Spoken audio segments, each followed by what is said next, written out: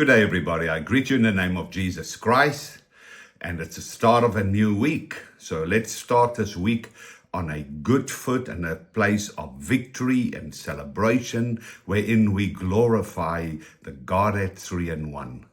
And the Lord speaks to us out of Acts 2 verse 25, and I'm reading it out of the Amplified Translation. It says, "For David says in regard to him, which is God, I saw the Lord constantly before me, for he is at my right hand, that I may not be shaken or overthrown or cast down from my secure and happy state."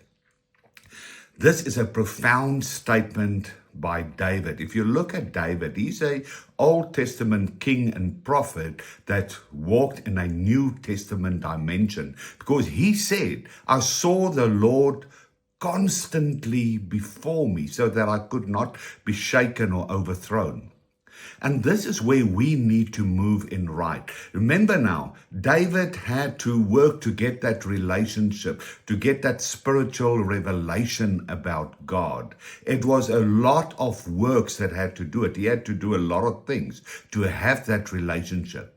But now we are in the resurrection of Jesus Christ. When you got saved, reborn, born from above, we are in him. We've got the ability, we've got the privilege and the honor to see his face constantly and to allow him to be at our right hand constantly. It means that when he's at your right hand, he's your power, he's your strength, and he's the Almighty One. He pulls you into that realm of the almighty authority, power, strength, love, every ability of him.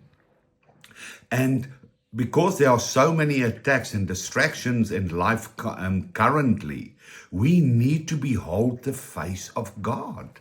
Then we will not be overthrown or we will not be shaken at all, influenced by the world.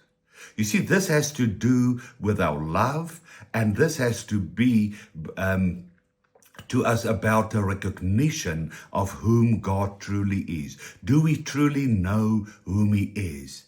Is he a necessity in your life? Do you realize the blessing that he has given us to be in that oneness and to see his face all the time?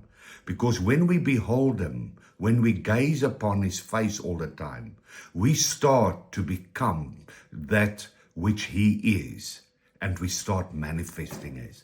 This is a time to not be shaken or not to be overthrown, but to behold, to be hosting God all the time. If David can do it, you can do it even more. I bless you with that.